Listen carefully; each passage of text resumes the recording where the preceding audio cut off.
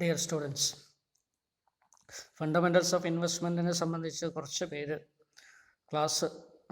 Google class റൂമിൽ ചില സംശയങ്ങളൊക്കെ ചോദിച്ചതിൻ്റെ അടിസ്ഥാനത്തിൽ ഒരു PPT തയ്യാറാക്കിയിട്ടുണ്ട്. അപ്പോൾ അത് ക്ലാരിഫൈ ചെയ്യുക എന്നുള്ള ഉദ്ദേശത്തോടു കൂടിയാണ് വീഡിയോ ആക്കുന്നത്. അപ്പോൾ നമുക്കറിയാം, ഫണ്ടമെൻ്റൽസ് ഓഫ് ഇൻവെസ്റ്റ്മെൻറ്റിൻ്റെ ഉദ്ദേശം എന്ന് പറയുന്നത് ഇതൊരു ബേസിക്കായിട്ട് നോളേജ്, ഇൻവെസ്റ്റ്മെൻറ്റിനെ സംബന്ധിക്കുന്ന നോളേജ് പ്രൊവൈഡ് ചെയ്യാൻ വേണ്ടിയിട്ട് ഉൾപ്പെടുത്തിയിട്ടുള്ള ഒരു കോഴ്സാണ്. ഫിനാൻസ് ഓപ്ഷനിൽ വരുന്ന ഒരു സ്പെഷ്യലൈസേഷൻ കോഴ്സായിട്ടാണ് ഇത് വിഭാവനം ചെയ്തിരിക്കുന്നത്. അപ്പോൾ അതിൻ്റെ ഉദ്ദേശം തന്നെ കുട്ടികളിൽ ഒരു ബേസിക്കായിട്ടുള്ള നോളേജ്, ഇൻവെസ്റ്റ്മെൻറ്റ് എന്താണ്, ഇൻവെസ്റ്റ്മെൻറ്റുമായി ബന്ധപ്പെട്ടുള്ള ടെർമിനോളജീസ് എന്തൊക്കെയാണ്, അല്ലെങ്കിൽ ഇൻവെസ്റ്റ്മെൻറ്റിന് വേണ്ടിയിട്ട്, ഇൻവെസ്റ്റ്മെൻറ്റ് മാനേജ് ചെയ്യുന്നതിന് വേണ്ടി നമ്മൾ ഉപയോഗിക്കുന്ന മെത്തേഡ്സും ടെക്നിക്സും ടൂൾസൊക്കെ എന്തൊക്കെയാണ്, ഇങ്ങനെ ഇതെല്ലാം പരിചയപ്പെടുക എന്നുള്ളത് മാത്രമാണ് ഇതുകൊണ്ട്, ഈ കോഴ്സ് കൊണ്ട് നമ്മൾ ഉദ്ദേശിക്കുന്നത്. ഇപ്പോൾ 5 മൊഡ്യൂളായിട്ടാണ് ഇതിനെ തരംതിരിച്ചിരിക്കുന്നത്. നിങ്ങൾക്കറിയാം, സിലബസ് ഓൾറെഡി നിങ്ങൾക്കെല്ലാം അയച്ചു തന്നിട്ടുണ്ട്. അപ്പോൾ എൻ്റെ ഇൻട്രഡക്ഷനിലേക്ക് വരുമ്പോൾ നമുക്കറിയാം, ഇപ്പോൾ ഇൻട്രഡക്ഷൻ എന്താണ് ഇൻവെസ്റ്റ്മെൻറ്റിൻ്റെ എൻവയോൺമെൻറ്റ് എന്താണ്, അല്ലെങ്കിൽ ഇൻവെസ്റ്റ്മെൻറ്റിൻ്റെ പ്രോസസ്സ് എന്താണ്, അതുപോലെ തന്നെ ഇൻവെസ്റ്റ്മെൻറ്റുമായി ബന്ധപ്പെട്ടിട്ട് വരാവുന്ന കുറച്ച് കാര്യങ്ങൾ, അതിൻ്റെ പ്രത്യേകിച്ച് എസെൻഷ്യൽ ക്യാരക്ടറിസ്റ്റിക്സ് എന്ന് പറയും. അപ്പോൾ അതെല്ലാം ഉൾപ്പെടുത്തിക്കൊണ്ട് ആണ് ഫസ്റ്റ് മൊഡ്യൂൾ ഡിസൈൻ ചെയ്തിരിക്കുന്നത്. അപ്പോൾ നമ്മൾ സ്ട്രൈറ്റ് അവേ ഇതിലേക്ക് വരികയാണെങ്കിൽ, ഇൻവെസ്റ്റ്മെൻറ്റ് എന്താണ്, ഇൻവെസ്റ്റ്മെൻറ്റിൻ്റെ മീനിങ്ങും ഡെഫിനിഷനൊക്കെ എന്താണ് നമുക്ക് നോക്കാം. ഇൻവെസ്റ്റ്മെൻറ്റ് എന്ന് പറയുമ്പോൾ നമുക്കറിയാം, വില്യം ഷാർപ്പെ ഇൻവെസ്റ്റ്മെൻറ്റിനെ ഡിഫൈൻ ചെയ്തിരിക്കുന്നത് ഇങ്ങനെയാണ്. ഒരുപാട് ഡെഫിനേഷൻസൊക്കെ നിങ്ങൾക്ക് ടെക്സ്റ്റ് ബുക്കിൽ ഉണ്ടാവും, അല്ലെങ്കിൽ നിങ്ങൾ നെറ്റിൽ സെർച്ച് ചെയ്താൽ കിട്ടും. പക്ഷേ ഒരു സിമ്പിൾ ഷോർട്ടസ്റ്റ് ഡെഫിനേഷൻ എന്ന് പറയുന്നത് വില്യം ഷാർപ്പയുടെ definition: investment is the sacrifice of certain present value for some uncertain future value എന്നാണ് പറയുന്നത്, അല്ലേ? അതും തന്നെ സെൽഫ് എക്സ്പ്ലനേറ്ററി ആണ്. ഇൻവെസ്റ്റ്മെൻറ്റിൻ്റെ നേച്ചർ എന്താണ്? It is a sacrifice of certain present value. എന്താണ് ഈ പ്രസൻറ്റ് വാല്യൂ കൊണ്ട് ഉദ്ദേശിക്കുന്നത്? നമ്മുടെ കറൻറ്റായിട്ട് നമ്മുടെ കയ്യിലുള്ള പൈസ, അല്ലെങ്കിൽ എമൗണ്ട്, അല്ലെങ്കിൽ സേവിങ്സ് എന്നൊക്കെ പറയാം. ഈ പൈസയാണ് നമ്മൾ ഇൻവെസ്റ്റ്മെൻറ്റിലേക്ക് വിടുന്നത്, അല്ലെങ്കിൽ കമ്മിറ്റ് ചെയ്യുന്നത്, അല്ലെങ്കിൽ നിക്ഷേപിക്കുന്നത്. അപ്പോൾ അതുകൊണ്ട് തന്നെ നമ്മുടെ കയ്യിലുള്ള പ്രസൻറ്റ് വാല്യൂ, ഇപ്പോഴുള്ള പൈസ അല്ലെങ്കിൽ ഇപ്പോഴുള്ള സേവിങ്സ് നമ്മൾ എന്തിനു വേണ്ടി വിനിയോഗിക്കുന്നു, എന്തിനു വേണ്ടി ഉപയോഗിക്കുന്നു, അത് ഒരു ഫ്യൂച്ചർ വാല്യൂ പ്രതീക്ഷിച്ചുകൊണ്ട്. ആ ഫ്യൂച്ചർ വാല്യൂയുടെ പ്രത്യേകത എന്താണ്? അൺസർട്ടൻ ആണ്. എന്തുകൊണ്ടായിരിക്കും അത് അൺസർട്ടൻ ആവുന്നത്? നമുക്കറിയാം, ഫ്യൂച്ചറിലാണ് അത് ലഭിക്കുന്നത്, അല്ലേ? ഫ്യൂച്ചറിൻ്റെ പ്രത്യേകത എന്താണ്? ഫ്യൂച്ചർ എപ്പോഴും അൺസർട്ടനിറ്റി ഉള്ളതാണ്. അപ്പോൾ അങ്ങനെയുള്ളൊരു അൺസർട്ടനിറ്റി നിലനിൽക്കുന്ന ഫ്യൂച്ചറിൽ ലഭിക്കുമെന്ന് നമ്മൾ പ്രതീക്ഷിച്ചുകൊണ്ട് എന്തോ റിട്ടേൺ, അല്ലേ, ഒരു എക്സ്ട്രാ ബെനിഫിറ്റ്, അല്ലെങ്കിൽ കൂടുതൽ പൈസ, അല്ലെങ്കിൽ കൂടുതൽ വാല്യൂ, കൂടുതൽ വെൽത്ത്, കൂടുതൽ ഇൻകം, ഇങ്ങനെ എന്തോ പ്രതീക്ഷിച്ചുകൊണ്ട് ഒരു അൺസർട്ടൻ ഫ്യൂച്ചർ വാല്യൂവിന് വേണ്ടി നമ്മൾ ഇപ്പോൾ നമ്മുടെ കയ്യിലുള്ള പൈസയെ മുടക്കുന്ന ഒരു പ്രോസസ്സിന് പറയുന്ന, അല്ലെങ്കിൽ അതിനെ സാക്രിഫൈസ് ചെയ്യുന്ന ഒരു പ്രോസസ്സിന് പറയുന്ന പേരാണ് ഇൻവെസ്റ്റ്മെൻറ്റ്. അപ്പോൾ നിങ്ങൾക്കത് മനസ്സിലായിട്ടുണ്ടാകുമെന്ന് വിചാരിക്കുന്നു, അല്ലേ? അപ്പോൾ അതിൽ തന്നെ വരാവുന്ന കീ ടേംസ് എന്തൊക്കെയാണ്? സാക്രിഫൈസ് ഓഫ് പ്രസൻറ്റ് വാല്യൂ, അതിന് നമ്മൾ ഇൻവെസ്റ്റ്മെൻറ്റ് എന്ന് വേണമെങ്കിൽ പറയാം. പിന്നെയോ അൺസർട്ടൻ ഫ്യൂച്ചർ വാല്യൂ. എന്താണ് ഈ അൺസർട്ടൻ ഫ്യൂച്ചർ വാല്യൂ? അത് റിട്ടേൺ ആണ്. റിട്ടേൺ ഫ്രം ദ ഇൻവെസ്റ്റ്മെൻറ്റ് ആവാം, അല്ലെങ്കിൽ getting back of the original amount invested. അപ്പോൾ പ്രിൻസിപ്പൽ എമൗണ്ടിൻ്റെ തിരിച്ചു വരവും കൂടാതെ നമുക്കൊരു റിട്ടേൺ, അതാണ് നമ്മൾ കൊണ്ട് ഉദ്ദേശിക്കുന്ന ഫ്യൂച്ചർ വാല്യൂ, അല്ലെങ്കിൽ നമ്മൾ ഉദ്ദേശിക്കുന്നത്. Anticipated stream of future cash flows benefits are called expected return. ഇങ്ങനെ ഒരു ഇൻവെസ്റ്റ്മെൻറ്റിൽ നിന്നും നമ്മൾ പ്രതീക്ഷിക്കുന്ന, ഫ്യൂച്ചറിൽ ലഭിക്കുമെന്ന് നമ്മൾ പ്രതീക്ഷിക്കുന്ന, ഫ്യൂച്ചറിൽ കിട്ടുമെന്ന് നമ്മൾ പ്രതീക്ഷിക്കുന്ന ആ വരുമാനത്തെ നമ്മൾ പറയുന്ന പേരാണ് എക്സ്പെക്റ്റഡ് റിട്ടേൺ. അപ്പോൾ അതൊരു ടേമാണ്, നമ്മൾ ഓർത്തു വയ്ക്കേണ്ട ഒരു ടേമാണ്. ഇനി തുടർന്നുള്ള ക്ലാസ്സുകളിലെല്ലാം, അല്ലെങ്കിൽ മറ്റുള്ള പോർഷൻസൊക്കെ ഡിസ്കസ് ചെയ്യുമ്പോഴെല്ലാം നമുക്ക് ഈ ടേം പ്രധാനപ്പെട്ട ഒരു ടേമായിട്ട് വരും. എന്താണത്? എക്സ്പെക്റ്റഡ് റിട്ടേൺ, പ്രതീക്ഷിക്കുന്ന റിട്ടേൺ. എന്താണ് ഈ പ്രതീക്ഷിക്കുന്ന റിട്ടേൺ? നമ്മൾ നടത്തിയിരിക്കുന്ന ഇൻവെസ്റ്റ്മെൻറ്റിൽ നിന്നും എന്ത് റിട്ടേൺ ആണോ ലഭിക്കുമെന്ന് നമ്മൾ മുൻകൂട്ടി കണക്കാക്കുന്നത്, അതിനെയാണ് എന്ത് പറയുന്നത്? Expected return. അപ്പോൾ return from investment includes income and capital. ഇപ്പോൾ റിട്ടേണിനെ പൊതുവെ എക്സ്പെക്റ്റഡ് റിട്ടേൺ നമ്മൾ പ്രതീക്ഷിക്കുന്നതാണ്. ഈ എന്താണ് നമ്മൾ പ്രതീക്ഷിക്കുക?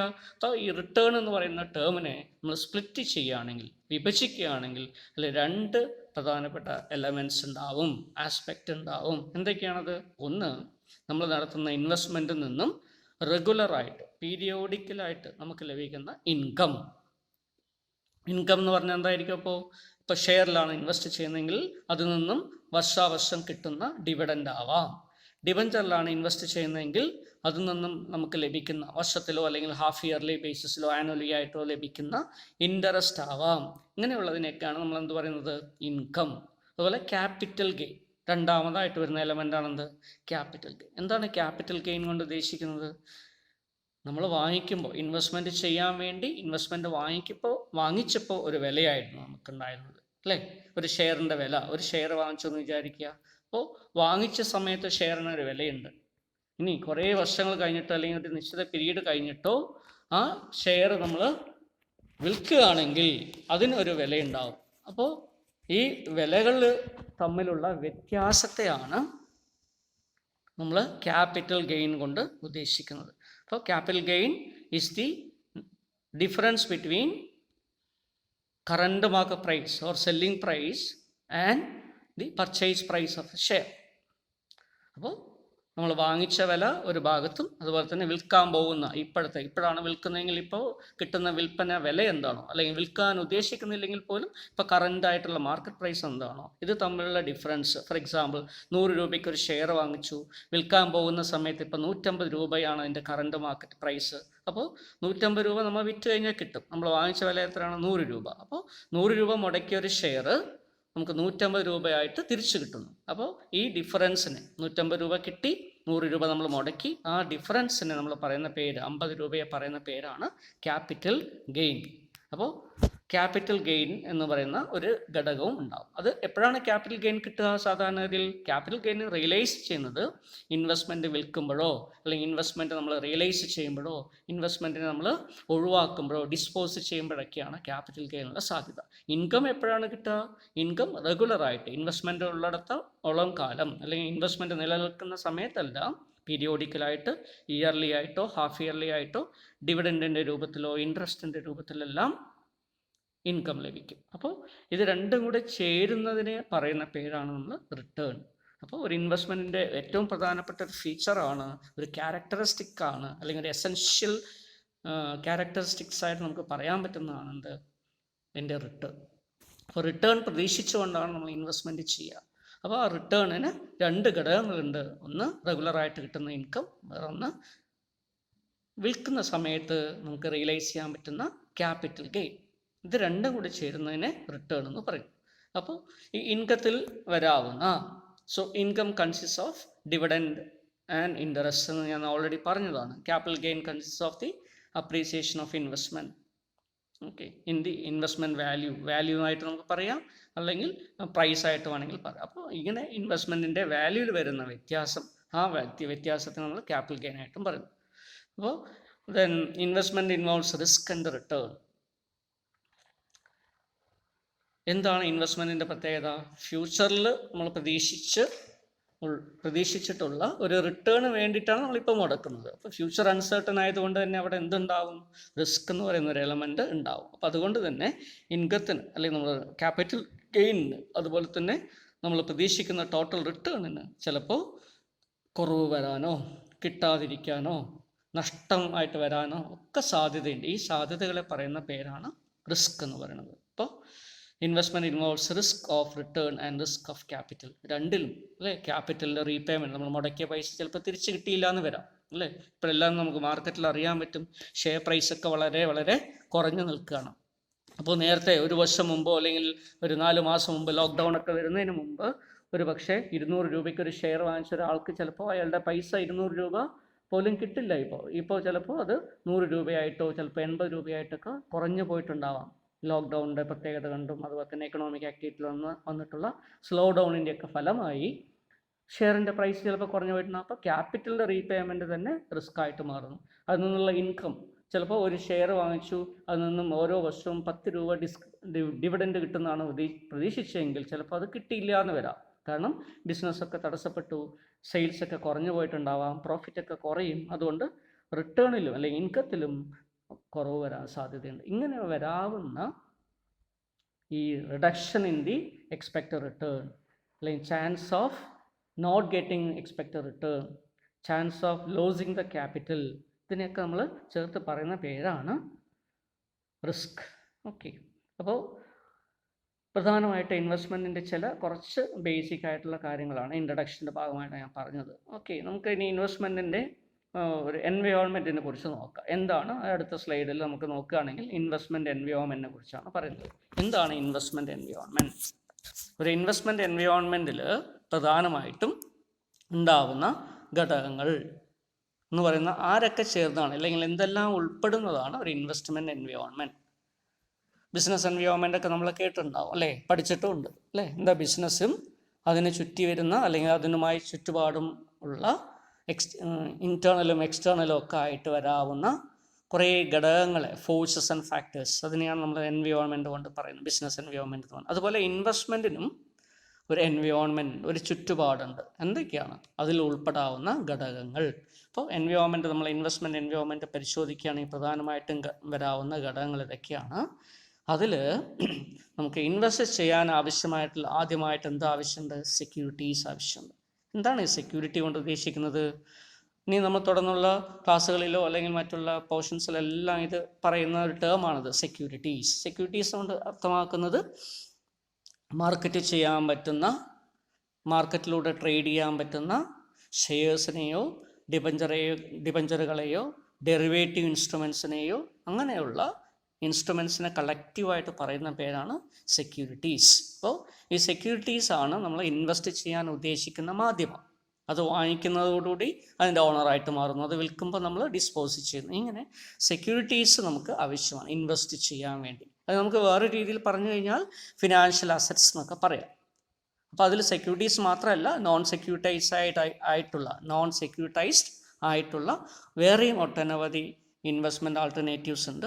അതിനെക്കുറിച്ച് നമുക്ക് പിന്നീട് നോക്കാം. എങ്കിലും ഇപ്പോൾ സെക്യൂരിറ്റീസ് കൊണ്ട് ഉദ്ദേശിക്കുന്ന ഷെയറുകളോ ഡിബഞ്ചറുകളോ അതുപോലുള്ള ഇൻസ്ട്രുമെൻസിനെയാണ്, നിക്ഷേപിക്കാൻ നമുക്ക് പറ്റാവുന്ന ഇൻസ്ട്രുമെൻസിനെയാണ് സെക്യൂരിറ്റീസ് എന്ന് പറയാം. അപ്പം ഇങ്ങനെയുള്ള സെക്യൂരിറ്റീസ് കുറേ ഉണ്ടാവും അല്ലേ. പ്രിഫറൻസ് ഷെയർ, ഇക്വിറ്റി ഷെയർ, അതുപോലെ തന്നെ ഇക്വിറ്റി ഷെയറിൽ തന്നെ സാധാരണ ഓർഡിനറി ഷെയർസ് ഉണ്ട്, അതുപോലെ തന്നെ NVR അല്ലേ, നോൺ വോട്ടിംഗ് റൈറ്റ് ഷെയർസ് ഉണ്ട്.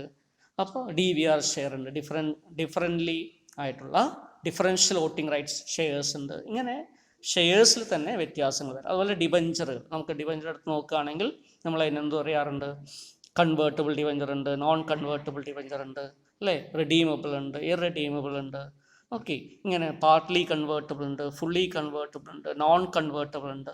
അപ്പോൾ ഇതെല്ലാം ഉൾപ്പെടുന്നതാണ് സെക്യൂരിറ്റീസ് കൊണ്ട് അർത്ഥമാക്കുന്നത്. അതുപോലെ മ്യൂച്വൽ ഫണ്ട് സ്കീംസ്, ഇപ്പോഴെല്ലാം മ്യൂച്വൽ ഫണ്ട് പോലും മാർക്കറ്റബിൾ ആണ്, അതുകൊണ്ട് അതിനെ നമുക്ക് വേണമെങ്കിൽ സെക്യൂരിറ്റീസിൽ ഉൾപ്പെടുത്താം. എനിവേ, ഇതാണ് സെക്യൂരിറ്റീസ്. അപ്പോൾ അതൊരു ഘടകമാണ്. ഇങ്ങനെയുള്ള സെക്യൂരിറ്റീസുകളെല്ലാം ചേർന്നതാണ് ഇൻവെസ്റ്റ്മെൻറ്റ് എൻവയോൺമെൻറ്റിലെ ഒരു പ്രധാനപ്പെട്ട ഘടകം എന്ന് പറയുന്നത്. ശരി, അടുത്തത് നോക്കാം. അടുത്തത് എന്താണ് രണ്ടാമതായിട്ട് വരുന്നത്? മാർക്കറ്റ്സാണ്. എന്താണ് ഇവിടെ മാർക്കറ്റ് കൊണ്ട് ഉദ്ദേശിക്കുന്നത്?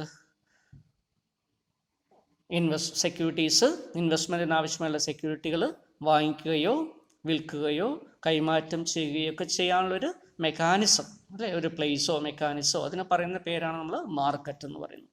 അപ്പോൾ ഇവിടെ നമ്മൾ ഒരുപക്ഷെ നിങ്ങൾ +2 ക്ലാസ്സുകളിലൊക്കെ പഠിച്ചിട്ടുണ്ടാവും അല്ലേ, പ്രൈമറി മാർക്കറ്റ്, സെക്കൻഡറി മാർക്കറ്റ് അല്ലേ, ക്യാപിറ്റൽ മാർക്കറ്റ്, മണി മാർക്കറ്റ്, ഇങ്ങനെയുള്ള മാർക്കറ്റുകളെ കുറിച്ചൊക്കെ നമ്മൾ പഠിച്ചിട്ടുണ്ടാകും. ഈ മാർക്കറ്റുകളെല്ലാം ചേരുന്നതാണ് നമ്മുടെ ഇൻവെസ്റ്റ്മെൻറ്റ് എൻവയോൺമെൻറ്റ്. അപ്പോൾ അതുകൊണ്ട് തന്നെ ഇൻവെസ്റ്റ്മെൻറ്റ് എൻവയോൺമെൻറ്റിൻ്റെ ഒരു പ്രധാനപ്പെട്ട അല്ലെങ്കിൽ രണ്ടാമത്തെ പ്രധാനപ്പെട്ട ഒരു ഘടകമാണ് മാർക്കറ്റ്സ്. അപ്പോൾ ഇതിൽ എന്തൊക്കെ മാർക്കറ്റ്സാണ് വരിക? മണി മാർക്കറ്റ് ഉണ്ടാവും. മണി മാർക്കറ്റ് എന്ന് പറയുമ്പോൾ ഷോർട്ട് ടേം സെക്യൂരിറ്റികളുടെ മാർക്കറ്റിനെയാണ് മണി മാർക്കറ്റ് എന്ന് പറയുന്നത്. എന്താണ് ഷോർട്ട് ടേം? ഷോർട്ട് ടേം കൊണ്ട് നമ്മൾ ഇവിടെ ഉദ്ദേശിക്കുന്നത് ഒരു വർഷത്തിൽ താഴെയുള്ള അല്ലേ, 364 ദിവസത്തേക്ക് താഴെയുള്ള പീരീഡിലേക്ക് മെച്യൂരിറ്റി വരുന്ന ഇൻസ്ട്രുമെൻസുകളെയോ അല്ലേ, അതുപോലെ തന്നെ അങ്ങനെയുള്ള ഇൻവെസ്റ്റ്മെൻറ്റ് ഓപ്ഷൻസിനെയോ ഒക്കെ നമുക്ക് എന്ത് പറയാം? അങ്ങനെയുള്ള ഇൻസ്ട്രുമെൻസിൻ്റെയും ഇൻവെസ്റ്റ്മെൻറ്റ് ഓപ്ഷൻസിൻ്റെ എല്ലാം മാർക്കറ്റുകളാണ് മണി മാർക്കറ്റ് എന്ന് പറയുന്നത്. അപ്പോൾ മണി മാർക്കറ്റ് ഷോർട്ട് ടേം സെക്യൂരിറ്റീസിന് വേണ്ടിയിട്ടുള്ള മാർക്കറ്റാണ്.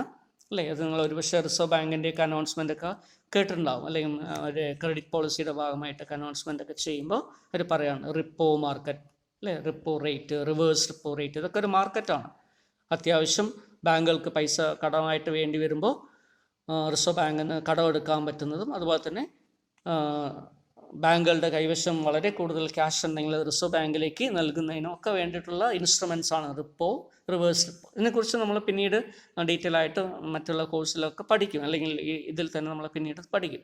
പക്ഷേ എങ്കിലും പറഞ്ഞിരിക്കും ഇത് മണി മാർക്കറ്റിൻ്റെ. അതുപോലെ ട്രഷറി ബില്ലുകൾ, റിപ്പോയ്ക്കും റിവേഴ്സ് റിപ്പോയിനും പുറമെ വരുന്നതാണ് ട്രഷറി ബിൽസ്. അതുപോലെ തന്നെ സർട്ടിഫിക്കറ്റ് ഓഫ് ഡിപ്പോസിറ്റ്, CDs എന്ന് പറയും. അതുപോലെ തന്നെ കൊമേഴ്ഷ്യൽ പേപ്പർ, CPs നമ്മൾ പറയും. അതുപോലെ തന്നെ ട്രേഡ് ബിൽസ്, ഇതിൻ്റെ എല്ലാം കൂടെ ചേർത്ത് നമ്മൾ പറയുന്നതാണ് മണി മാർക്കറ്റ് എന്ന് പറയുന്നത്. അപ്പോൾ ഈ മണി മാർക്കറ്റ് ഇൻസ്ട്രുമെൻസിൻ്റെ ഒരു ബൈയിങ് ആൻഡ് സെല്ലിങ് നടക്കുന്ന മാർക്കറ്റാണ് മണി മാർക്കറ്റ്. അതുപോലെ ക്യാപിറ്റൽ മാർക്കറ്റ് എന്താണ്? ലോങ് ടേം ആയിട്ടുള്ള സെക്യൂരിറ്റീസ് ഒക്കെ ഡീൽ ചെയ്യുന്ന മാർക്കറ്റിനെയാണ് എന്ത് പറയുക? Capital market. ഇപ്പോൾ ലോങ് ടേം സെക്യൂരിറ്റി എന്തായിരിക്കും? ഷെയറുകൾ, ഡിബഞ്ചറുകൾ, ബോണ്ടുകൾ, ഇങ്ങനെ ഒരു വർഷത്തേക്കാളും കൂടുതൽ മെച്യൂരിറ്റി പീരീഡുള്ള, അല്ലെങ്കിൽ 4-5 വർഷം, അല്ലെങ്കിൽ ഇൻഡെഫിനിറ്റ് ആയിട്ടുള്ള മെച്യൂരിറ്റിയുള്ള ഇൻസ്ട്രുമെൻസിൻ്റെ മാർക്കറ്റാണ് ക്യാപിറ്റൽ മാർക്കറ്റ്. അപ്പോൾ ഇത് ക്യാപിറ്റലായിട്ട് ഉപയോഗിക്കുന്നു, അതുകൊണ്ടാണ് അതിനെ ക്യാപിറ്റൽ മാർക്കറ്റ് എന്ന് പറയുന്നത്, അല്ലേ? ലോങ് ടേം ആയിട്ടുള്ളൊരു ഫണ്ട് കിട്ടുമ്പോൾ നമ്മളത് ക്യാപിറ്റൽ, ഫിക്സഡ് അസറ്റ്സിൻ്റെ അക്വിസിഷന് വേണ്ടിയിട്ടും അസറ്റുകൾ വാങ്ങിക്കാനും ഒക്കെ വേണ്ടിയിട്ടാണ് ഉപയോഗിക്കുക. അതുകൊണ്ടത് ക്യാപിറ്റൽ മാർക്കറ്റ് എന്ന് പറയുന്നത്. അപ്പോൾ ഈ ക്യാപിറ്റൽ മാർക്കറ്റിൽ വരാവുന്ന ഇൻസ്ട്രുമെൻറ്റ്സ് എന്തൊക്കെയാണ്? ഷെയറുകൾ, ഡിബഞ്ചറുകൾ, അങ്ങനെയൊക്കെയുള്ള ഇൻസ്ട്രുമെൻറ്റ്സാണ് വരിക, മാർക്കറ്റ് ചെയ്യുക. അപ്പോൾ ക്യാപിറ്റൽ മാർക്കറ്റും മണി മാർക്കറ്റും തന്നെ നമുക്ക് വീണ്ടും രണ്ടായിട്ട് ഡിവൈഡ് ചെയ്യാൻ പറ്റും, അല്ലേ? അത് പ്രൈമറി ആണോ സെക്കൻഡറി ആണോ? എന്താ പ്രൈമറി? ഒരു സെക്യൂരിറ്റീസ്, ഷെയറോ ഡിബഞ്ചറോ അങ്ങനെ വരാവുന്ന ഏതെങ്കിലും സെക്യൂരിറ്റി ആദ്യമായിട്ടാണ് ഇഷ്യൂ ചെയ്യുന്നതെങ്കിൽ, പബ്ലിക്കിന് ഇഷ്യൂ ചെയ്യുന്നതെങ്കിൽ, അങ്ങനെ വരാവുന്ന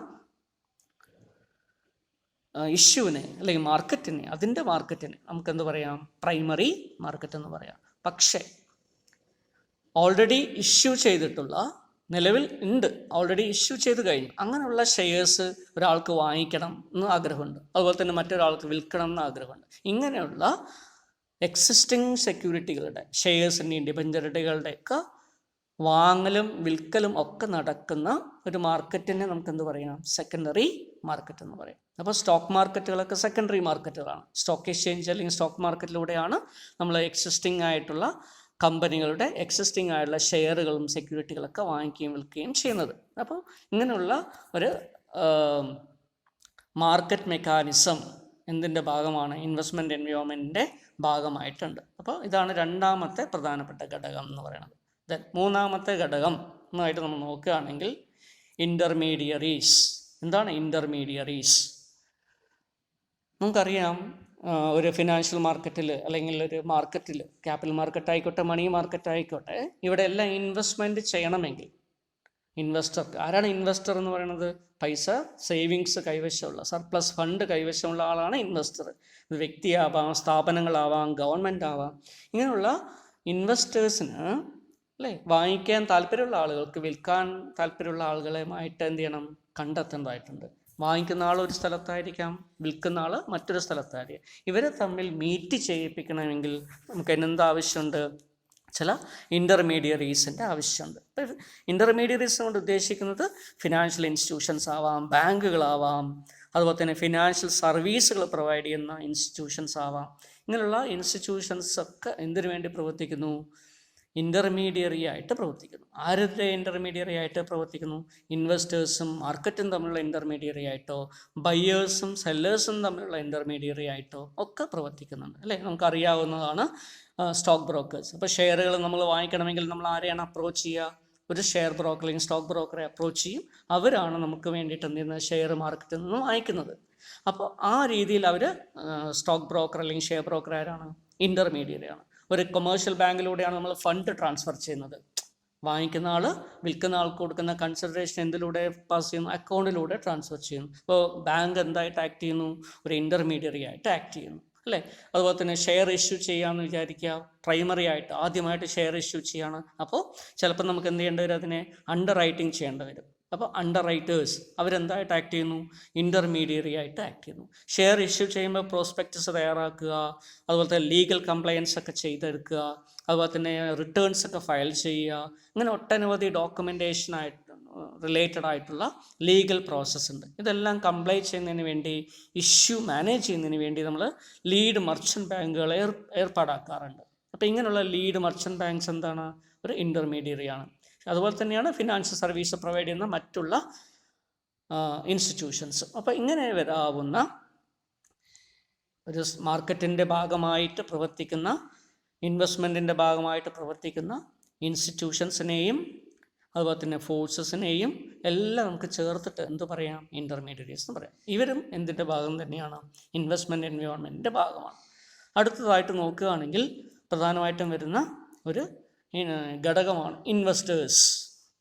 എന്താണ്? ആരാണ് ഇൻവെസ്റ്റർ? ആരായിരിക്കും ഇൻവെസ്റ്റർ എന്ന് പറയുന്നത്? ഇൻവെസ്റ്റ്മെൻറ്റ് ചെയ്യുന്ന വ്യക്തികളെ നമുക്ക് ഇൻവെസ്റ്റേഴ്സ് എന്ന് പറയാം. ഇൻവെസ്റ്റേഴ്സിൻ്റെ പ്രത്യേകത എന്താണെന്ന് ചോദിച്ചു കഴിഞ്ഞാൽ നമുക്കറിയാൻ പറ്റും. എപ്പോഴാണ് ഇൻവെസ്റ്റ് ചെയ്യാൻ പറ്റുക? നമുക്ക് ഇൻകം ഉണ്ടാവുകയും ഇൻകത്തിൽ നിന്നും നമ്മുടെ കൺസംഷൻ കഴിഞ്ഞ ശേഷം ബാക്കി സേവ് ചെയ്യാൻ കഴിഞ്ഞിട്ടുള്ള, സേവിങ്സ് അവൈലബിൾ ആയിട്ടുള്ള ആളുകൾ, അവർക്കാണ് അവരുടെ സർപ്ലസ് ആയിട്ടുള്ള ഫണ്ട്, സേവ്ഡ് ആയിട്ടുള്ള എമൗണ്ട് നിക്ഷേപത്തിന് വേണ്ടി നൽകാൻ പറ്റുക. അപ്പോൾ അങ്ങനെ നിക്ഷേപിക്കുന്ന ആളുകളെയാണ് ഇൻവെസ്റ്റേഴ്സ് എന്ന് പറയുക. ആരൊക്കെയായിരിക്കാം ഇങ്ങനെയുള്ള ഇൻവെസ്റ്റേഴ്സ്? അത് വ്യക്തികളാവാം, ഇൻഡിവിജ്വൽസ് ആവാം, പിന്നെയോ അതുപോലെ തന്നെ ഇൻസ്റ്റിറ്റ്യൂഷൻസ് ആവാം. ഇൻഡിവിജ്വൽസ് തന്നെ രണ്ടായിട്ട് നമുക്ക് വേണമെങ്കിൽ ഇൻഡിവിജ്വൽസിനെ ക്ലാസിഫൈ ചെയ്യാൻ പറ്റും. ചില ഇൻഡിവിജ്വൽസൊക്കെ വളരെ ചുരുങ്ങിയ രീതിയിൽ കുറച്ച് എമൗണ്ട് മാത്രം മാർക്കറ്റിൽ ഇൻവെസ്റ്റ് ചെയ്യുകയും അതുപോലെ തന്നെ ചെറിയൊരു എമൗണ്ടിൽ മാത്രം ഇൻവെസ്റ്റ്മെൻറ്റിൻ്റെ ലിമിറ്റ്സ് അല്ലെങ്കിൽ ഇൻവെസ്റ്റ്മെൻറ്റുമായി ബന്ധപ്പെട്ടുള്ള അവരുടെ ടോട്ടൽ ഔട്ട്ലേ എന്ന് പറയുന്നത് വളരെ കുറച്ച് മാത്രമുള്ള ആൾക്കാരായിരിക്കാം. അവരെ നമുക്ക് റീറ്റെയിൽ ഇൻവെസ്റ്റേഴ്സ് എന്ന് പറയാം. അപ്പോൾ റീറ്റെയിൽ ഇൻവെസ്റ്റേഴ്സ് എന്താണ്? ചുരുങ്ങിയ രീതിയിൽ ഇൻവെസ്റ്റ്മെൻ്റ് ഒക്കെ ചെയ്തിട്ടുള്ള ആൾക്കാരാണ്, അല്ലെങ്കിൽ ഇൻഡിവിജ്വൽസാണ്, ഇൻഡിവിജ്വൽ ഇൻവെസ്റ്റേഴ്സാണ് റീറ്റെയിൽ ഇൻവെസ്റ്റേഴ്സ്. അപ്പോൾ നമ്മൾ ഇപ്പോഴത്തെ സെബിയുടെ ഗൈഡ്ലൈൻസ് ഒക്കെ അനുസരിച്ചിട്ട് 2 ലക്ഷം രൂപ വരെ ഇൻവെസ്റ്റ്മെൻറ്റ് ചെയ്തിട്ടുള്ള ആൾക്കാരൊക്കെ റീറ്റെയിൽ ഇൻവെസ്റ്റേഴ്സ് എന്നുള്ള രീതിയിൽ അറിയപ്പെടുന്നു. പക്ഷേ ചില ഇൻവെസ്റ്റേഴ്സ് ഉണ്ട്, അവർ ഒരിക്കൽ നിക്ഷേപിക്കാൻ പോകുമ്പോൾ ചിലപ്പോൾ കോടിക്കണക്കിന് രൂപയായിരിക്കും നിക്ഷേപിക്കുന്നത്, അല്ലേ? അപ്പോൾ അങ്ങനെ നിക്ഷേപിക്കുന്ന, ഫോർ എക്സാമ്പിൾ ധീരുഭായ്, അനിൽ അംബാനി അല്ലെങ്കിൽ മുകേഷ് അംബാനി, ഇങ്ങനെയുള്ള ആളുകൾ ഹൈ നെറ്റ്വർത്ത് ഇൻഡിവിജ്വൽസാണ്. അപ്പോൾ അവർ നിക്ഷേപിക്കുമ്പോൾ ഒരു ഇൻവെസ്റ്റ്മെൻറ്റ് വാങ്ങിക്കുമ്പോൾ 1 ലക്ഷം രൂപയോ 2 ലക്ഷം രൂപയ്ക്കായിരിക്കില്ല ഇൻവെസ്റ്റ്മെൻറ്റ് ചെയ്യുക. ചിലപ്പോൾ 500 കോടി രൂപ, 1000 കോടി രൂപ, അല്ലെങ്കിൽ 100 കോടി രൂപ, ഇങ്ങനെ വളരെ കൂടുതൽ എമൗണ്ട് മാർക്കറ്റിൽ നിക്ഷേപിക്കുന്ന ആൾക്കാരുണ്ടാവും. ഷെയറുകളും ഡിബഞ്ചറുകളും സെക്യൂരിറ്റീസൊക്കെ വാങ്ങിക്കുന്ന ആൾക്കാരുണ്ടാവും. ഇവരെ നമ്മൾ പറയുന്ന പേരാണ് HNI, ഹൈ നെറ്റ്വർത്ത് ഇൻഡിവിജ്വൽസ്. അപ്പോൾ അവർ ഇങ്ങനെ റീറ്റെയിൽ ഇൻവെസ്റ്റേഴ്സ് എന്നും ഹൈ നെറ്റ്വർത്ത് ഇൻഡിവിജ്വൽസ് എന്നും നമുക്ക് രണ്ടായിട്ട് വേണമെങ്കിൽ ഇൻവെസ്റ്റേഴ്സിനെ പറയാം, ഇൻഡിവിജ്വൽ ഇൻവെസ്റ്റേഴ്സിനെ പറയാം. അതുപോലെ തന്നെയാണ് അടുത്തതായിട്ട് വരുന്നത് ഇൻസ്റ്റിറ്റ്യൂഷണൽ ഇൻവെസ്റ്റേഴ്സ്. ഇൻസ്റ്റിറ്റ്യൂഷണൽ ഇൻവെസ്റ്റേഴ്സിൽ പ്രധാനമായിട്ടും 2 തരത്തിലുള്ള ഇൻസ്റ്റിറ്റ്യൂഷൻസ് ഉണ്ട്. ഒന്ന് ഡൊമസ്റ്റിക് ആയിട്ടുള്ള നമ്മുടെ രാജ്യത്തിനകത്ത് തന്നെ പ്രവർത്തിക്കുന്ന ഇൻസ്റ്റിറ്റ്യൂഷൻസ് ഉണ്ട്. അതുപോലെ തന്നെ വിദേശ രാജ്യങ്ങളിൽ നിന്നും നമ്മുടെ രാജ്യത്തിലേക്ക് വന്ന് ഇൻവെസ്റ്റ്മെൻറ്റ് നടത്തുന്ന ഇൻസ്റ്റിറ്റ്യൂഷൻസ് ഉണ്ട്. അപ്പോൾ അതിനെ നമ്മൾ പ്രധാനമായിട്ട് എന്ത് പറയുന്നു? ഫോറിൻ കൺട്രീസിൽ നിന്ന് ഇവിടെ ഇൻവെസ്റ്റ്മെൻറ്റ് ചെയ്യുന്ന ആൾക്കാരാകുമ്പോൾ അതിനെ FII, ഫോറിൻ ഇൻസ്റ്റിറ്റ്യൂഷണൽ ഇൻവെസ്റ്റേഴ്സ് എന്ന് പറയും. FII. രണ്ടാമത്തെ കാര്യം എന്താണ്? രണ്ടാമത്തെ കാര്യം എന്ന് പറയുന്നത് നമ്മൾ ഡൊമസ്റ്റിക് ആയിട്ടുള്ള ഇൻസ്റ്റിറ്റ്യൂഷണൽ ഇൻവെസ്റ്റേഴ്സാണ്. ആരൊക്കെയായിരിക്കും അത്? മ്യൂച്വൽ ഫണ്ട് ഫേമുകളോ അല്ലെങ്കിൽ നമ്മൾ ഇവിടെ തന്നെ ഉള്ള പെൻഷൻ ഫണ്ട് ഫേമുകളോ, അതുപോലെ തന്നെ ലൈഫ് ഇൻഷുറൻസ് കോർപ്പറേഷൻ്റെ ഭാഗമായിട്ട് അല്ലെ ഇൻഷുറൻസ് ഫണ്ട് അല്ലെങ്കിൽ ഇൻഷുറൻസ് ഓർഗനൈസേഷൻസ്, ഇൻഷുറൻസ് കമ്പനികൾ, ഇങ്ങനെ ഒട്ടനവധി, അല്ലെങ്കിൽ കൊമേഴ്ഷ്യൽ ബാങ്കുകൾ, ഓൾ ഇന്ത്യ ഫിനാൻഷ്യൽ ഇൻസ്റ്റിറ്റ്യൂഷൻസ്, ഇവരെല്ലാം എന്ത് ചെയ്യുന്നുണ്ട്? ഇൻവെസ്റ്റ്മെൻറ്റ് ചെയ്യാറുണ്ട്. അങ്ങനെ വരാവുന്ന ഇൻവെസ്റ്റേഴ്സിനെ നമുക്ക് ഇൻസ്റ്റിറ്റ്യൂഷണൽ ഇൻവെസ്റ്റേഴ്സ്, ഡൊമസ്റ്റിക് ആയിട്ടുള്ള ഇൻസ്റ്റിറ്റ്യൂഷണൽ ഇൻവെസ്റ്റേഴ്സ് എന്ന് പറയും. ഇങ്ങനെ ഇൻവെസ്റ്റേഴ്സ് ഇൻഡിവിജ്വലായിട്ടും ഇൻസ്റ്റിറ്റ്യൂഷണലായിട്ടും രണ്ടായിട്ട് നമുക്ക് പറയാം. ഓക്കെ. അതുപോലെ തന്നെ ഇൻഡിവിജ്വൽസിനെ തന്നെ രണ്ടായിട്ട് ഡിവൈഡ് ചെയ്യാൻ പറ്റും, ഇൻസ്റ്റിറ്റ്യൂഷണൽ ഇൻവെസ്റ്റേഴ്സിനെ തന്നെ രണ്ടായിട്ട് ഡിവൈഡ് ചെയ്യാം. ഇത് ഒരു പ്രധാനപ്പെട്ട ഘടകമാണ്, ഇൻവെസ്റ്റ്മെൻറ്റ് എൻവയോൺമെൻറ്റ് ഘടകമാണ്. അതുപോലെ തന്നെയാണ് ബോറോവേഴ്സ്. അടുത്തത് ആരാണ്? ബോറോവേഴ്സ്. ഇൻവെസ്റ്റ്മെൻറ്റ് എൻവയോൺമെൻറ്റിൻ്റെ വേറൊരു ഘടകമാണ് ബോറോവേഴ്സ്. എന്താണ് ബോറോവറുടെ പ്രത്യേകത? നമുക്കറിയാം, നമ്മളെ സേവിങ്സ് ഫ്യൂച്ചറിലുള്ള റിട്ടേൺ പ്രതീക്ഷിച്ചുകൊണ്ട് എവിടെയോ നിക്ഷേപിക്കുകയാണ്. അങ്ങനെ നിക്ഷേപിക്കുമ്പോൾ അവരെ നമ്മൾ ഇൻവെസ്റ്റേഴ്സ് എന്ന് പറയും. അപ്പോൾ ആ നിക്ഷേപം ചെയ്തു കഴിഞ്ഞാൽ അത് സ്വീകരിച്ച് പ്രൊഡക്റ്റീവായിട്ടുള്ള എന്തെങ്കിലും കാര്യങ്ങൾക്ക് വേണ്ടി അതിനെ സ്വീകരിക്കാൻ തയ്യാറുള്ള ആൾക്കാരുണ്ടെങ്കിൽ മാത്രമേ നമുക്ക് എന്ത് ചെയ്യാൻ പറ്റൂ, നിക്ഷേപമൊക്കെ സാധ്യമാവുള്ളൂ. ഇങ്ങനെ സേവേഴ്സ്, ഫണ്ട് കൈവശമുള്ള ആൾക്കാർ ആർക്കാണോ ഫണ്ട് അൾട്ടിമേറ്റ്ലി നൽകുന്നത്, അല്ലെങ്കിൽ ആരാണോ ആ പൈസ കടമെടുത്തിട്ടോ അല്ലെങ്കിൽ വാങ്ങിച്ചിട്ടോ ഉപയോഗിച്ചിട്ടോ യൂട്ടിലൈസ് ചെയ്തിട്ടോ ബിസിനസ്സോ മറ്റുള്ള കാര്യങ്ങളൊക്കെ ചെയ്യുന്നത്, അവരെ നമുക്ക് എന്ത് പറയാം, ബോറോവേഴ്സ് എന്ന് പറയാം. ഇപ്പോൾ ഡിബഞ്ചറാണ് എന്ന് വിചാരിക്കും, ഒരു കമ്പനി ഡിബഞ്ചർ ഇഷ്യൂ ചെയ്യുന്നു, ഇൻവെസ്റ്റേഴ്സ് അതിൽ നിക്ഷേപിക്കും. അപ്പോൾ നിക്ഷേപിക്കുമ്പോൾ കമ്പനിക്ക് എന്താണ് ലഭിക്കുക, എമൗണ്ടാണ് ലഭിക്കുക, ക്യാപിറ്റലാണ് ലഭിക്കുക. ഷെയർ കമ്പനി ഇഷ്യൂ ചെയ്യുന്നു അല്ലേ, അപ്പോൾ ഷെയർ ഹോൾഡേഴ്സൊക്കെ, ഷെയർ അപ്ലിക്കൻസ് ആയിട്ടുള്ള ആൾക്കാർ എന്ത് ചെയ്യും, അവർ ഷെയറിൽ നിക്ഷേപിക്കും. അപ്പോൾ ആ പൈസ ആർക്കാണ് കിട്ടുന്നത്, കമ്പനിക്കാണ് കിട്ടുന്നത്. അപ്പോൾ ഇവർ എന്ത് ചെയ്യുന്നു, അൾട്ടിമേറ്റ്ലി ആക്ച്വലി ഇവർ ചെയ്യുന്നത് എന്താണ്, പൈസ ബോറോ ചെയ്യുകയാണ് ചെയ്യുക. പബ്ലിക്കിൽ നിന്നും പൈസ ബോറോ ചെയ്യും, എമൗണ്ട് ബോറോ ചെയ്യും. ഇങ്ങനെ ബോറോ ചെയ്യുന്നത് കൊണ്ട് അവരൊരു പ്രധാനപ്പെട്ട ഘടകമാണ്, ഇൻവെസ്റ്റ്മെൻറ്റ് എൻവയോൺമെൻറ്റ് ഘടകമാണ്. ആരൊക്കെയായിരിക്കും ബോറോവേഴ്സായിട്ട് വരിക? ഒട്ടനവധി ആളുകൾ അല്ലെങ്കിൽ ഇൻസ്റ്റിറ്റ്യൂഷൻസ് ബോറോ ചെയ്യാറുണ്ട് അല്ലേ. പ്രധാനമായിട്ടും ജോയിൻറ്റ് സ്റ്റോക്ക് കമ്പനികൾ ബോറോ ചെയ്യാറുണ്ട് മാർക്കറ്റിൽ നിന്നും അല്ലേ. അതുപോലെ എങ്ങനെ ബോറോ ചെയ്യുന്നു, ഷെയറുകൾ ഇഷ്യൂ ചെയ്തിട്ട്, ഡിബഞ്ചറുകൾ ഇഷ്യൂ ചെയ്തിട്ട്, മറ്റുള്ള ഇൻസ്ട്രുമെൻറ്റ്സ് ഇഷ്യൂ ചെയ്തിട്ടൊക്കെ ബോറോ ചെയ്യും. അതുപോലെ തന്നെയാണ് ബാങ്കുകൾ ചിലപ്പോൾ ബോറോ ചെയ്യാറുണ്ട് അല്ലേ, അവരും കടം വാങ്ങിക്കാറുണ്ട്. റിസർവ് ബാങ്കിൽ നിന്നോ മറ്റുള്ള ഇൻസ്റ്റിറ്റ്യൂഷനൊക്കെ ബോറോ ചെയ്യാറുണ്ട്. ഓക്കെ, അതുപോലെ തന്നെ ഓൾ ഇന്ത്യ ഫിനാൻഷ്യൽ ഇൻസ്റ്റിറ്റ്യൂഷൻസ് അവർ ബോറോ ചെയ്യാറുണ്ട്. ബോണ്ടുകളും ഡിബഞ്ചറുകളൊക്കെ ഇറക്കിയിട്ട് അവർ ബോറോ ചെയ്യാറുണ്ട്. ഓക്കെ, ഇങ്ങനെ വരാവുന്ന ബോറോവേഴ്സ്. അതുപോലെ തന്നെ വേറെ ഒരു പ്രധാനപ്പെട്ട ബോറോവറാണ് ഗവൺമെൻറ്. നമുക്കറിയാം, സ്റ്റേറ്റ് ഗവൺമെൻറ് ആയിക്കോട്ടെ, സെൻട്രൽ ഗവൺമെൻറ് ആയിക്കോട്ടെ, അവരെല്ലാം എന്ത് ചെയ്യുന്നു, ഗവൺമെൻറ് സെക്യൂരിറ്റീസ് എന്ന് പറയുന്നൊരു ഇൻസ്ട്രുമെൻറ്റ്സ് ഇഷ്യൂ ചെയ്തിട്ട് പബ്ലിക്കിൽ നിന്നും കടമെടുക്കും. അപ്പോൾ ഗവൺമെൻറ് എന്ത് ചെയ്യുന്നുണ്ട്, ബോറോ ചെയ്യുന്നുണ്ട്.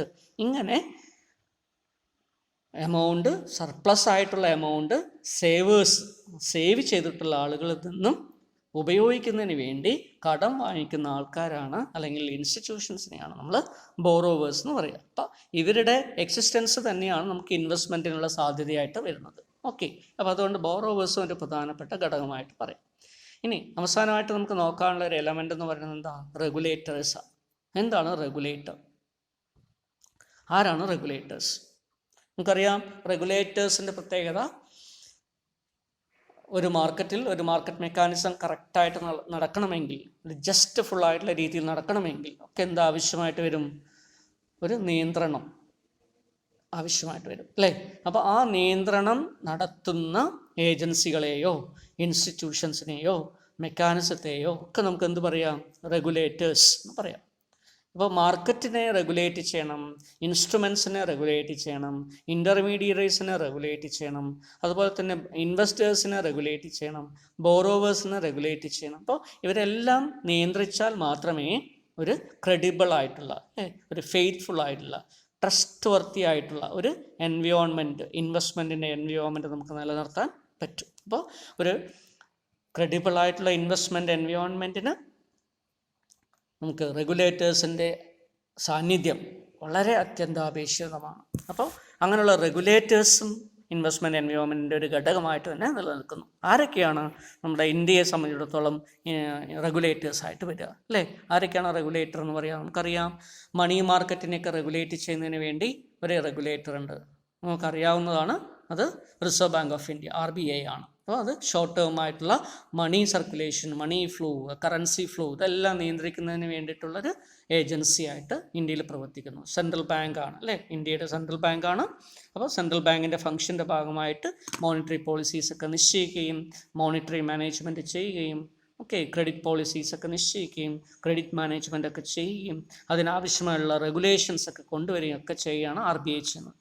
അതുപോലെ തന്നെയാണ് നമ്മുടെ ക്യാപിറ്റൽ മാർക്കറ്റിനെ നിയന്ത്രിക്കുന്നതിന് വേണ്ടി നമുക്കൊരു റെഗുലേറ്റർ ഉണ്ട് അല്ലേ. അത് നിങ്ങളൊരു പക്ഷേ നേരത്തെയൊക്കെ കേട്ടിട്ടുണ്ടാവും, മനസ്സിലാക്കിയിട്ടുള്ളതാണ്. സെബി എന്നാണ് നമ്മൾ പറയുക, SEBI അല്ലേ. സെബി എന്താണ്? Securities exchange board of India. അപ്പോൾ securities exchange board of India എന്ന് പറയുന്നത് ഒരു പ്രധാനപ്പെട്ട ഇന്ത്യയിലുള്ള ഇൻസ്റ്റിറ്റ്യൂഷനാണ് അല്ലേ. അവരെന്താണ് ചെയ്യുന്നത്? They are regulating the market. എന്ത് മാർക്കറ്റിനെ റെഗുലേറ്റ് ചെയ്യും? ക്യാപിറ്റൽ മാർക്കറ്റിനെ റെഗുലേറ്റ് ചെയ്യും. അപ്പോൾ ക്യാപിറ്റൽ മാർക്കറ്റിൻ്റെ റെഗുലേറ്ററായുള്ള സെബി ഇതുപോലെ പ്രൈമറി മാർക്കറ്റിനെയും സെക്കൻഡറി മാർക്കറ്റിനെയും അതിൽ പ്രവർത്തിക്കുന്ന സ്റ്റോക്ക് ബ്രോക്കേഴ്സ് ആയിക്കോട്ടെ, പോർട്ട്ഫോളിയോ മാനേജേഴ്സ് ആയിക്കോട്ടെ, അണ്ടർ റൈറ്റേഴ്സ് ആയിക്കോട്ടെ, ഇഷ്യൂ മാനേജേഴ്സ് ആയിക്കോട്ടെ, ലീഡ് മർച്ചൻറ്റ് ബാങ്ക്സ് ആയിക്കോട്ടെ, ഇവരെല്ലാം നിയന്ത്രിക്കുകയും മാർക്കറ്റിനെ, സ്റ്റോക്ക് മാർക്കറ്റുകളെ നിയന്ത്രിക്കുകയും ഇൻസ്ട്രുമെൻസിൻ്റെ ഇഷ്യൂസ് അല്ലെങ്കിൽ ഇൻസ്ട്രുമെൻസുമായി ബന്ധപ്പെട്ടുള്ള സെക്യൂരിറ്റീസുമായി ബന്ധപ്പെട്ടുള്ള കാര്യങ്ങളൊക്കെ നിശ്ചയിക്കുകയും അതുപോലെ തന്നെ നിയന്ത്രിക്കുകയൊക്കെ ചെയ്യുന്ന ഒരു ഏജൻസിയാണ്, ക്യാപിറ്റൽ മാർക്കറ്റിൻ്റെ റെഗുലേറ്ററാണ് സെബി. ഇതിന് പുറമെ നമുക്കറിയാം ഇൻഷുറൻസ് കമ്പനികളൊക്കെ ആണെങ്കിൽ അവരെ നിയന്ത്രിക്കുന്ന ഒരു ഏജൻസി ഉണ്ട്, IRDA എന്ന് പറയും അല്ലേ. അതുപോലെ തന്നെ ടെലികോം കമ്പനികളാണെങ്കിൽ അവരെ നിയന്ത്രിക്കുന്നതിന് നമുക്ക് വേറൊരു ഏജൻസി ഉണ്ട് അല്ലേ, ദാറ്റ് ഈസ് ട്രായ് എന്ന് പറയും. അതുപോലെ തന്നെ കമ്പനികളെയൊക്കെ, ജോയിൻറ്റ് സ്റ്റോക്ക് കമ്പനികളൊക്കെ നിയന്ത്രിക്കുന്നതിന് വേണ്ടി നമുക്ക് സെൻട്രൽ ഗവൺമെൻറ് കീഴിൽ ഒരു ഡിപ്പാർട്ട്മെൻറ്റ് തന്നെയുണ്ട്, ഒരു മിനിസ്ട്രി തന്നെയുണ്ട്. ഓക്കെ, അപ്പോൾ ആ മിനിസ്ട്രി എന്ന് പറയുന്നത് നമ്മൾ ministry of corporate affairs, MCA എന്ന് പറയും. ഓക്കെ, അപ്പോൾ കമ്പനികളുമായി ബന്ധപ്പെട്ടുള്ള കാര്യങ്ങളൊക്കെയാണ് ചെയ്യുന്നത്. ഓക്കെ, ദെൻ അതുപോലെ തന്നെയാണ് ഫിനാൻസുമായി ബന്ധപ്പെട്ടുള്ള, ടാക്സേഷനുമായി ബന്ധപ്പെട്ടുള്ള കാര്യങ്ങളൊക്കെ നിശ്ചയിക്കുന്നതിന് വേണ്ടി നമുക്ക് മിനിസ്ട്രി ഓഫ് ഫിനാൻസ്, അത് വേറൊരു റെഗുലേറ്ററാണ്. അപ്പം ഇങ്ങനെ ഒട്ടനവധി റെഗുലേറ്റേഴ്സ് നമുക്ക് ഇവിടെ കാണാൻ പറ്റും. ഓക്കെ, നമ്മുടെ ഇൻവെസ്റ്റ്മെൻറ്റ് എൻവയോൺമെൻറ്റിൽ കാണാൻ പറ്റും. അപ്പോൾ ഇതെല്ലാം ഉൾപ്പെടുന്നതാണ്, നമ്മൾ ഇത്രയും ഡിസ്കസ് ചെയ്തിട്ടുള്ള എലമെൻറ്റ്സ് എല്ലാം ഉൾപ്പെടുന്നതാണ് ഒരു ഇൻവെസ്റ്റ്മെൻറ്റ് എൻവയോൺമെൻറ്റ് എന്ന് പറയാം. അപ്പോൾ പ്രധാനമായിട്ടും നമുക്ക് 6 എലമെൻറ്റ്സ് ആണ് അതിൽ ഇൻവെസ്റ്റ്മെൻറ്റ് എൻവയോൺമെൻറ്റിൽ വരിക. ഒന്ന് സെക്യൂരിറ്റീസ് നമ്മൾ നോക്കി, 2 മാർക്കറ്റ്സ്, മൂന്നാമത്തത് ഇൻ്റർമീഡിയറീസ്, ദെൻ നാലാമത്തത് ഇൻവെസ്റ്റേഴ്സ്, അതുപോലെ തന്നെ ബോറോവേഴ്സ്, ദെൻ റെഗുലേറ്റേഴ്സ്. ഇവിടെ എല്ലാം സംയോജിതമായിട്ടുള്ള, ഇൻ്റഗ്രേറ്റഡ് ആയിട്ടുള്ള, ഒരു കോർഡിനേറ്റഡ് ആയിട്ടുള്ള പ്രവർത്തനമാണ് നമ്മുടെ ഇൻവെസ്റ്റ്മെൻറ്റ് സാധ്യമാക്കുന്നത്. ഓക്കെ, അപ്പോൾ അതുകൊണ്ട് ഇതിനെ ഇൻവെസ്റ്റ്മെൻറ്റ് എൻവയോൺമെൻറ്റ് എലമെൻറ്റ്സ് ആയിട്ട് നമുക്ക് പറയാം. ഓക്കെ, അപ്പോൾ ഇത്രയും നിന്ന് നിങ്ങൾക്ക് ഇൻവെസ്റ്റ്മെൻറ്റിനെ കുറിച്ച്, ഇൻവെസ്റ്റ്മെൻറ്റ് ചുറ്റുപാടുകളെ കുറിച്ച് ഒരു ഐഡിയ കിട്ടിയിട്ടുണ്ടാവുമെന്ന് വിചാരിക്കുന്നു. തുടർന്നുള്ള അതിനു വേണ്ടി അല്ലെങ്കിൽ അടുത്ത ടോപ്പിക്ക് നമുക്ക് മറ്റൊരു സമയത്ത് ഡിസ്കസ് ചെയ്യാവുന്നതാണ്. ഓക്കെ.